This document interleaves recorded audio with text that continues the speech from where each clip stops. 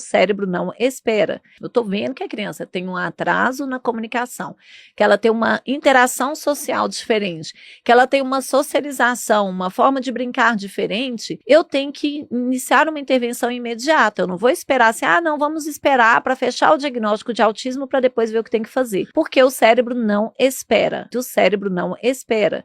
A neuroplasticidade, ela é imensa nos primeiros anos de vida. Nos primeiros meses, a gente tem lá 700 mil sinapses se formando, 800 mil sinapses se formando. A cada segundo, você tem 700, 800 sinapses, entendeu? Então, é um período muito rico para aprendizagem. Se você fizer a intervenção agora com a criança pequena, vamos falar assim, 3 meses de intervenção, hoje, corresponde daqui um ano, a 1 ano de intervenção com essa criança, entendeu? Porque a velocidade do cérebro é muito mais rápida, a neuroplasticidade ela é muito maior.